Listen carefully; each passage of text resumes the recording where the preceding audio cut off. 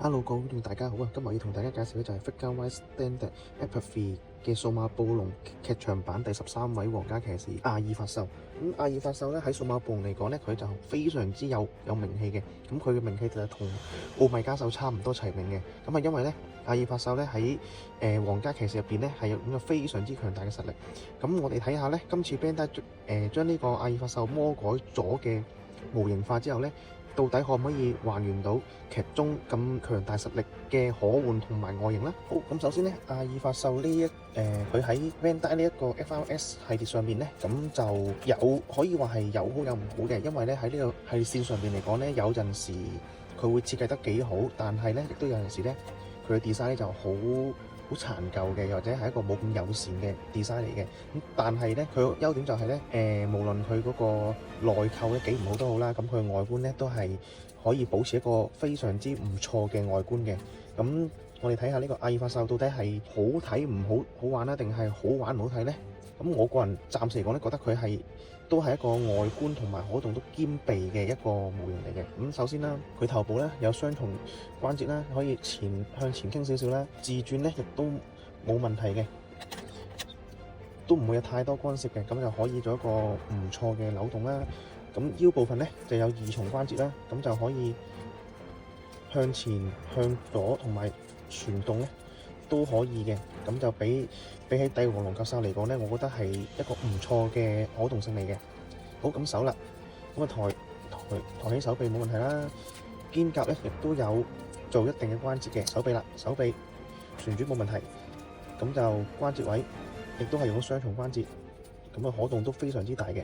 咁啊到拳頭啦，咁拳頭位咧眼睇咧以為呢度有個波裝位係2重關節啦，其實唔係嘅，就真係只係一個比較長身啲嘅波裝嚟嘅啫。咁呢度咧就都符合呢個系列嘅，咁唔會有太多嘅可動，因為佢要兼顧翻佢嘅外觀啦。咁啊到腰裙甲呢個地方啦，腰裙甲呢度咧佢又冇乜可動嘅，咁就好正常嘅一個腰裙甲啦。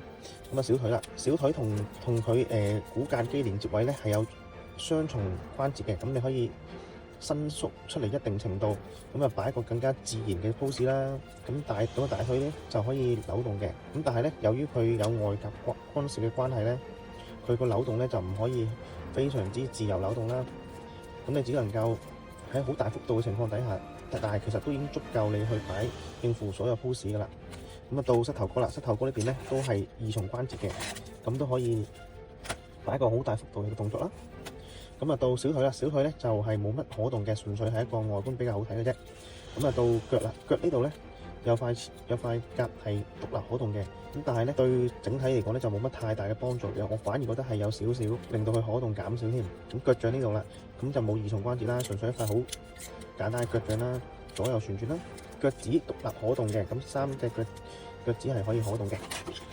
咁接地性嚟講咧，都還可以嘅，咁又唔係太差嘅。到背部啦，咁背部咧就由2個部分組成啦，咁有2塊推進器同埋佢嘅披風啦。咁披風咧都係沿用翻奧米加獸 EX 同奧米加獸呢個系列嘅披風啦，係一塊透明膠嘅好似 A4 材質嘅膠板啦。咁外觀嚟講，我覺得係都幾好睇嘅，都還可以嘅。咁但係咧就有一種塑膠味道咯，但係佢個可動咧我都覺得唔錯嘅。